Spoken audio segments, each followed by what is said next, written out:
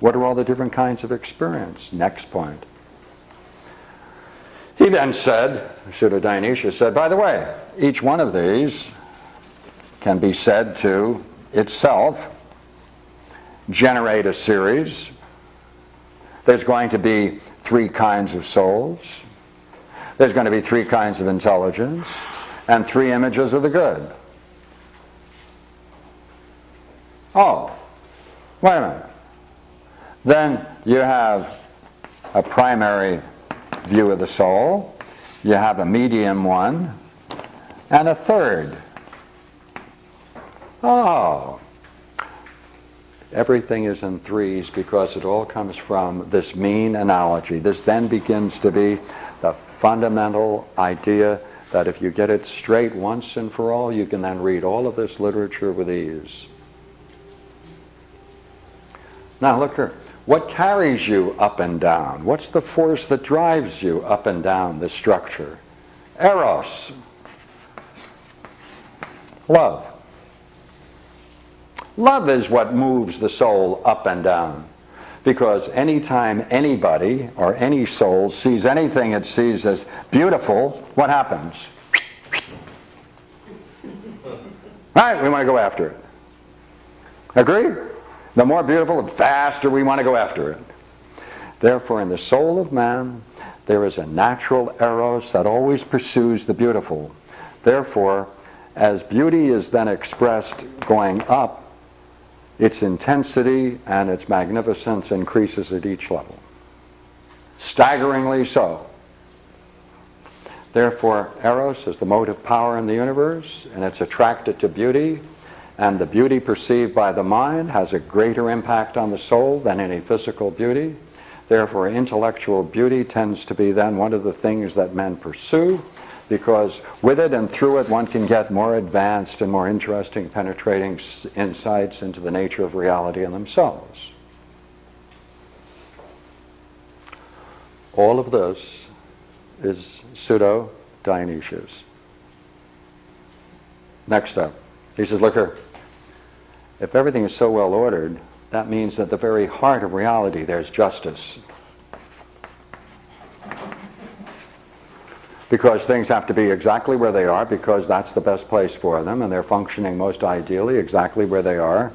They carry all the marks of their past appropriately upon them, and to the degree to which they seek to desire higher, it's perfectly just for them to do so, so long as they have the means to pursue something higher.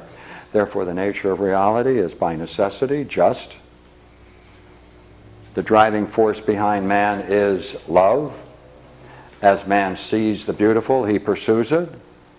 The universe we live in is an intellectually hierarchy of values, hierarchy of perceptions, hierarchy of intellectual systems developed in this way, all based upon a mean analogy. He took these ideas and said, what I mean by kingdom are these ideas. So therefore, when he talked about the kingdom of God, this is Plato. This is all Plato. This is all Plotinus. This is all Proclus. This dude came along, and what did he do? He said, oh, you're going to get rid of Plato, are you? So he sat down with a bottle of wine with some of his friends, I'm sure. This was, remember, this is what they call BP, right? Before pizzas, right? So when they got around with a bottle of wine, there was no pizza. There must have been something good, though, because what they cooked up was that magnificent document, which is just only 10 letters and 2 small pamphlets. Matter of fact, everyone who writes about them says more than what's in their writings. So look here. Was this fun to go through? That's Pseudo-Dionysius. We can therefore take it because he colors it and uses Christian terms that we are already familiar with, and shows how you can then find a basis for using them. He is the mean between these 2 extremes. Therefore, he can be our bridge back to the classic period of time. It's natural, and I like it mostly in part. It's very beautiful, by the way, very beautiful piece of work. And it's available. not readily available, but now that we have St. Xerox, right?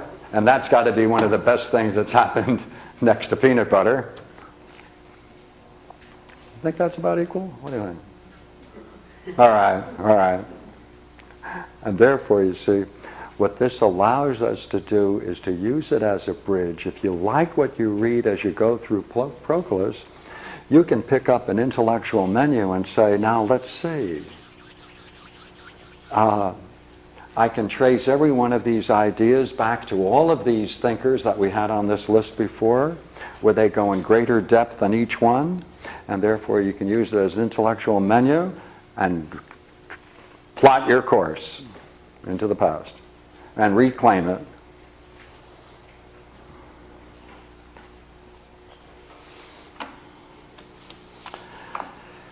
Well, I got it, as I said it.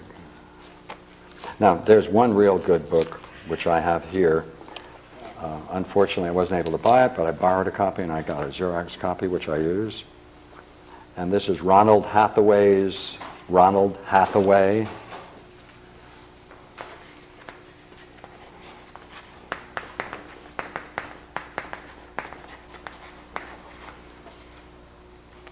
Called Hierarchy and the Definition of Order in the Letters of Pseudo-Dionysius.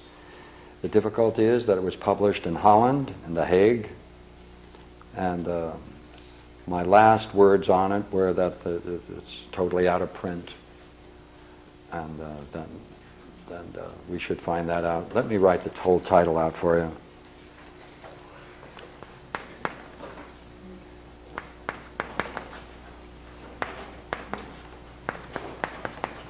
The Hierarchy and the Definition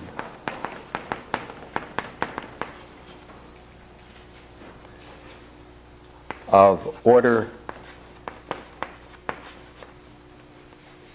in the Letters of Pseudo-Dionysius. Now, there are only 10 letters. Only 10 letters.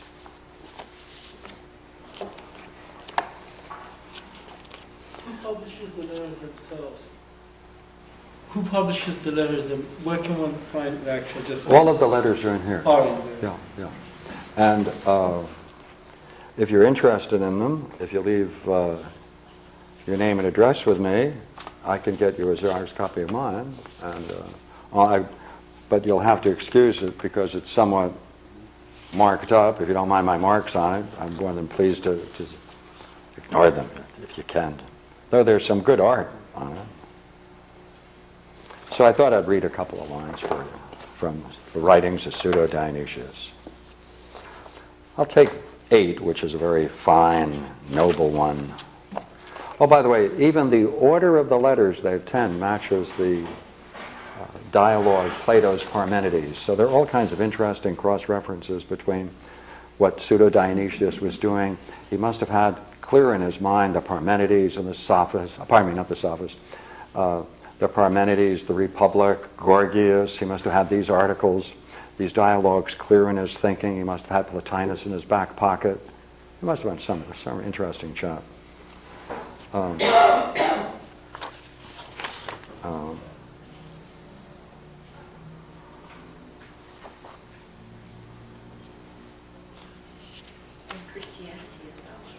Pardon me?